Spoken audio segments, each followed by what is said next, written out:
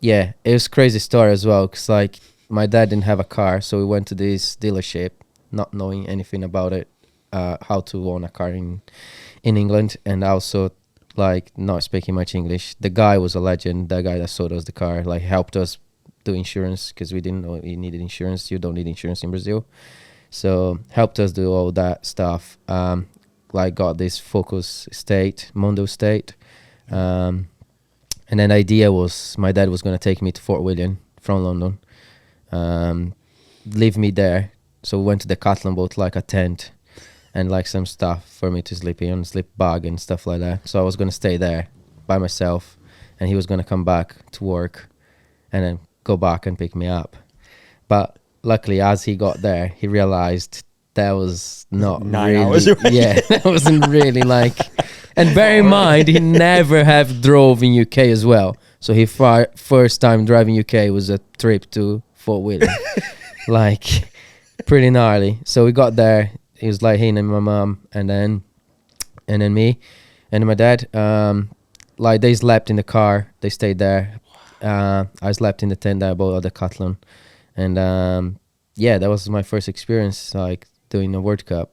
I was thinking I was gonna qualify, and I was like, oh. Imagine if I get a podium.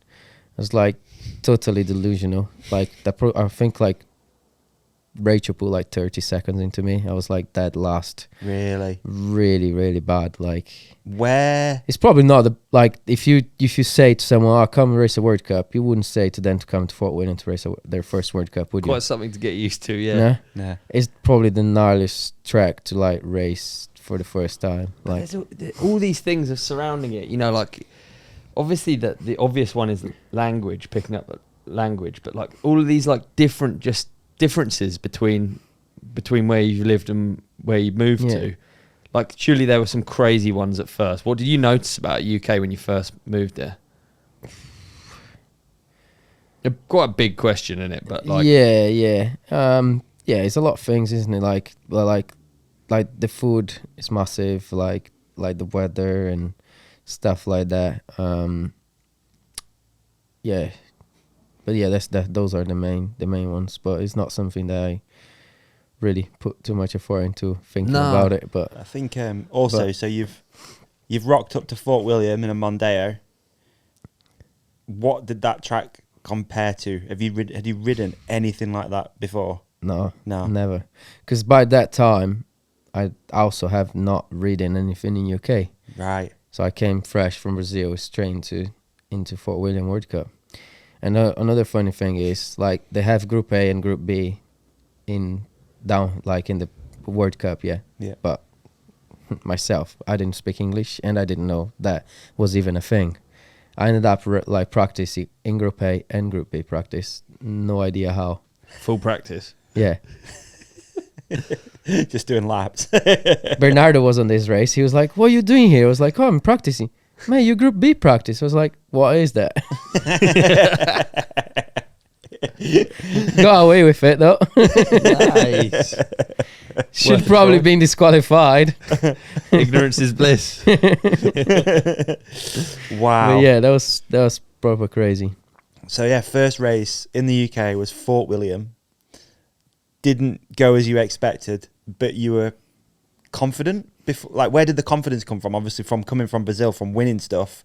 Then you come over to Europe, and the level is different, right? Is that fair? Yeah, for sure. Like in the back of my mind, I always knew like he was gonna be hard. Also, Markov always told like, "Oh, like kind of don't give up," and like it's not gonna be easy. It's gonna be really hard. So like that was a starting point, isn't it? Like, so I kind of not raced World Cups anymore, and the plan was, let's race the local, like the nationals, for like from now on to get the speed, and then to start like, cause I was fast, but like on Brazilian tracks, so I needed to be fast now in like UK, Europe tracks. Yeah. And it was a work to be done there to get there. That's so cool that you look at it like that though, and didn't just, I don't know, it's a good way of looking at it, because I suppose to win. Yeah, you know you're fast, but it's just a case of figuring it out. It's like, at this point, it's a puzzle to figure out, like, how do you get Europe fast? Yeah. I spoke to Win last night, and he said, obviously the first World Cup didn't go as planned, and then you took a year off from World Cups, and that was to race UK nationals. Yeah. Okay, right. Okay. Yeah. What were you trying to piece together there then? What was the key? Just getting a bit more familiarized with like the environment, and like just getting more bike time and getting used to the tracks, and just like like trying to, because obviously trying to get as well like the race pace similar to what the riders, because obviously even in the nationals you're racing like the other turn, like back then all these top guys they used to come to the nationals, so you're racing like athletes that are actually racing the World Cup and doing top 10s or podiums.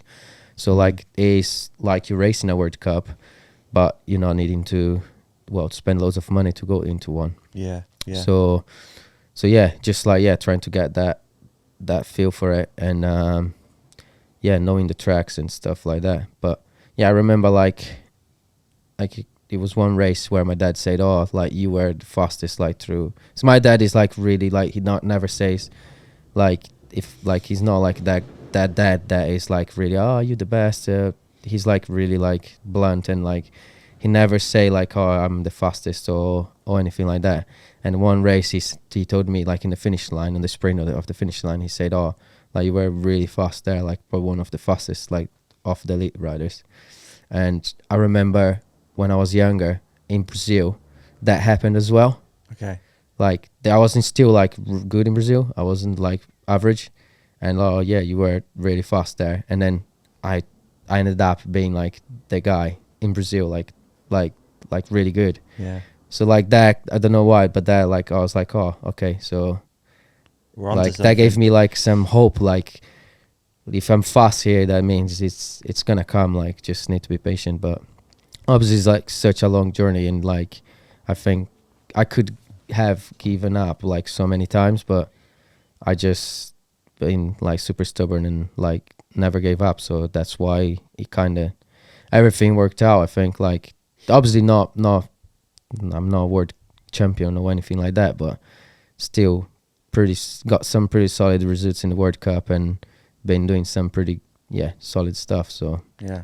Okay. Okay. Hey man, what an episode that was. You did amazing in it. And so did you. You shone like a star. You shone like a moon. Can we also put something up here that you can click on for the next episode? How about we put a subscribe up there in the middle? Yeah, love We're going to put a video we think that our lovely companionship will love on your face. On my face? Yeah. So And they on can't see me now?